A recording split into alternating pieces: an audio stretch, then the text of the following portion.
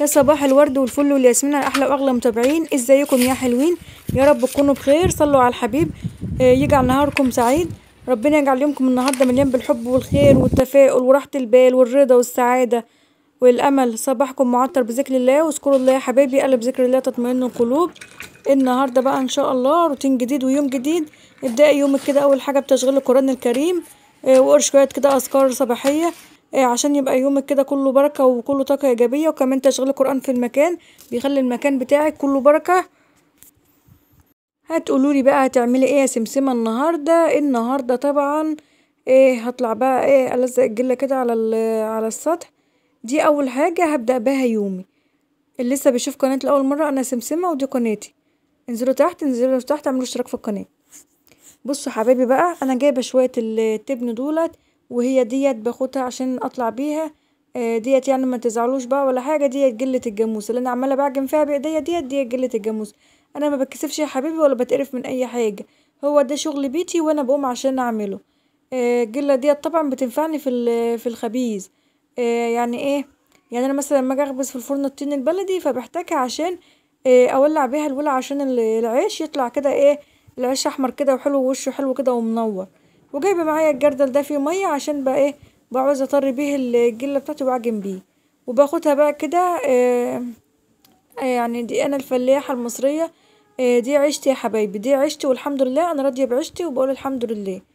وطبعا ما تقرفش من اي حاجه بتنفعني ان انا اعملها، ما كسفش ولا اقرف منها.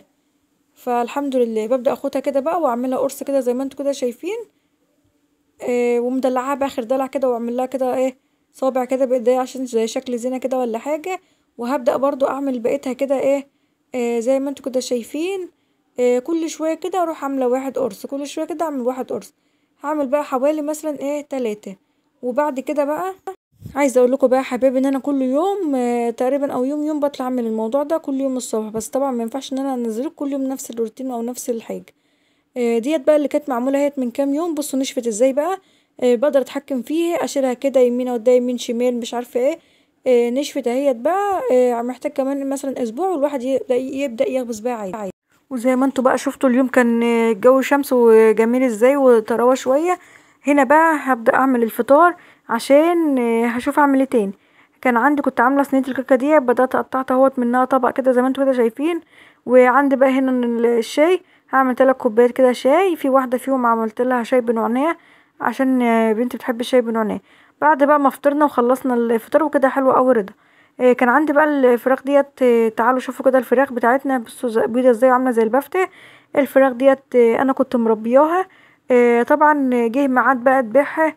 يعني بصراحة هي بقى لها مثلا عندي يجي قولي مثلا حوالي 40 يوم. فانا عشان برضو العلف غالي وكده فقلت خلاص اذبحهم. وابدأ بقى اخليهم واحطهم في الفريزر، لان هم هيبدأوا يسحبوا معايا، بيسحبوا كل ما بيكبروا بيسحبوا علف اكتر. وبكده انا برضو هتبقى مصاريف عليا زيادة، فانا مش محتاجة ازود على نفس المصاريف. الحاجة في البيت بتبقى كويسة، بتنفع برضو في اي حاجة. لو انت محتارة على الاكل بتطلعي مثلا كيس صدور تعمليه، تطلعي كيس وراك. بصوا بقى هنا هوريكم انا بخلي الصدور ازاي. هنا بقى حبايبي بصوا باخد بقى كده من جنب العظمه بتاعه الكتف، وبعمل خط كده بالسكينه زي ما انتوا كده شايفين. وابدا امشي على العظمه ديت، امشي على العظمه ديت لحد ما بصوا باخد الصدر بقى كده واقطعه. كده بقى الهيكل اهوت، الهياكل اللي بتبقى فاضله منها بحطها برضو في حالها كده. هنا بقى عندي الوراك اهوت، سبت الوراك مش هخليها. انما كل نص فرخه اللي هو الصدرين هبدا اخليهم زي اللي انتوا شايفينه ده كده. والوراك هسيبها زي ما هي كده، اعمل برضو منها وجبات.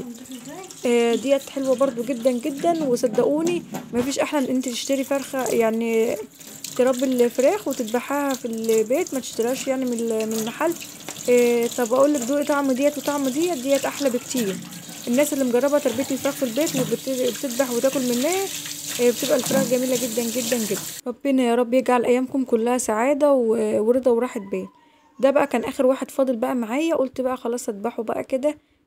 عفوا هخليه بقى كده. هو اللي فاضل. هبصوا بقى، اهم حاجه ان انا منقيه الفراخ الكبيره. طبعا انا سبت مثلا 3 4 فراخ كده. لقيت حجمهم صغير ما كبروشي. فهسيبهم. خليت صدر اهوت، وهبدأ بقى اخلي في الصدر التاني. انا بقى بحط كل الصدرين مع بعض كده في كيس او حاجه. اعمل مثلا بيهم بانيه، اعملهم مثلا كفته، اعمل بيهم اي حاجه بينفعوا. وبعد ما خلصت بقى كل الغسيل بتاع الفراخ والتنظيف وخليت الفراخ كلها، ده شكلهم بقى هو نقعتهم بملح وليمون وهسيبهم لمده ساعتين. هاخد بقى كده اغسل الحوض بتاعي كده وانضفه. انتوا عارفين بقى الحوض بقى كله زفاره مكان الفراخ. هغسل بقى الحوض بتاعي كده وانضفه. وبعد كده بقى يا حبيب قلبي، اهم حاجه ان انت ما تكتريش على نفسك الشغل. انا عايزه اقول لكم بقى ان انا قبل ما ابدا في الحاجات دي كلها كنت غسلت عندي مواعين، غسلتها برضو الصبح، وكمان كنست روات الشقه والحاجات دي كلها عاملاها بقى زيادات. التلاجة عندي زي ما انتوا كده شايفين كانت بصراحه وحشه جدا جدا جدا. لو عايزه اقول لكم ان انا مثلا بقالي يجي شهرين مثلا ما غسلتهاش، او يمكن اكتر يعني. همسكها بقى كده اغسلها بقى غسله كويسه كده. انتوا عارفين بقى التلاجات التشيبه ديت ما بتحتاجش ان انت اللهم صل على النبي ان انتي يا دوبك كده بقطعة قماشة كده وسفنجة مبلولة بتمسح معاكي بكل سهولة. انا عشان بقى غبت عليها فاضطريت ان انا اعملها كده بسلك بتاع المواعين وبريل وغسلته. شايفين بقى الفريزر بقى حلو ازاي وبيلمع وبقى جميل. من بره برضو كده هغسلها كده من بره. وبقى هنزل بقى على تحت اغسلها برضو من جوه ومن بره. عايزه اقول لكم بقى كده يا حبايبي ان انتوا ما تعملوش زيي وتسيبوا التلاجة بتاعتكم وتوصل للمرحله دي. شايفين كمان البنات بيخشوا مثلا ياخدوا حاجة، لو اي حاجة وقعت مفيش مثلا، ما بيجيبوش مثلا قطعة قماش كده ويمسحوها، لا بيسيبوا كل حاجة زي ما هي فبتفضل زي ما هي. بعد بقى ما خلصتها بقى اوريكم بقى شكلها. انا فاضليش بس اللي اغسلها بس كده من بره، وده شكلها بقى من جوه اهوت. خلصتها بقى كده غسيل. هبدأ بقى دلوقتي اركب الرفوف بقى بتاعتي. بصوا بقى، عايزه اقول لكم ان الشبكة الحديد ده انا كان عندي الرفين بتوعها كانوا مكسورين. فروحت بقى المحل وجبت الرفين اللي هما الشبك دولت. بيبقوا جامدين كده وبيستحملوا. احنا كنا في الصيف حاطين عليها بطيخة، والبطيخة نزلت كده راحت نازلة بالرف وراحت كسرة نصين. فاضطريت ان انا اجيب الرفوف اللي هما الشبك دولت بيستحملوا اي حاجة. هبدأ بقى احط الحاجة فيها الطماطم واعبي بقى. ارص الحاجة فيها من الاول وارص الحاجة بقى في الفريزر كده زي ما انتوا كده شايفين. عشان ايوه بصوا رصيت الحاجة اهوت في الفريزر. وهبدأ برضه ارصها بقى من تحت احط فيها كل حاجة. عايزه اقول لكم ان انا سبتها الاول بعد ما خلصتها ونشفتها غسيل. سبتها لمده ساعتين وبعد كده عشان التلاجة ما تبص مني. وبعد كده حطيت فيها الحاجه اهوت. هنا بقى كان في كرومبتين كده كانوا جايين لي، فانا قلت بقى همسكهم توم بقى كده قورتهم. وجبت ميه اهوت حطيت فيها ملح وليمون. وكمان بحط فيها شويه كده من الكمون، لان الكمون بيمنع الانتفاخ كويس جدا جدا للمعده، وبيمنع الغازات وبيمنع الانتفاخ. دي حاجة كويسة جدا جدا. وكمان بحط في الخلطة كرنب. بصوا بقى هنا يا حبايبي الكرنبة تجيبوها ازاي. تجيبوها وتكون مورقة كده وتكون تضغطي على الكرنبة كده تلاقيها فاضية شوية، ديت اللي انت تشتريه. وشوفوا بقى الحتت المخرمة ديت في ورقة الكرنبة. دي يا جماعة لازم ترموها لان بتبقى الدودة واكلاها، ما ينفعش ان انتوا تاكلوها. فالقطعة ديت يفضل ان انتوا تشيلوها خالص ترموها، او ممكن تفرشوها في قعر الحلة زي ما انا بعمل كده قبل المحشي. هسلق بقى الكرنب دوت وبعد كده هقطعه بقى قطع كده على زي ما انا يعني صغيره قبل الحشو يعني. وبعد كده طبعا انا ما كنتش فاضيه النهارده، فانا قلت بقى اقطع الكرنب دوت يبقى جاهز معايا. واخد بعد ما اخلصه كده احطه في مصفى يصفى اي ميه زياده فيه. وبعد كده هلا بلا كده اشيله احطه على رف التلاجة.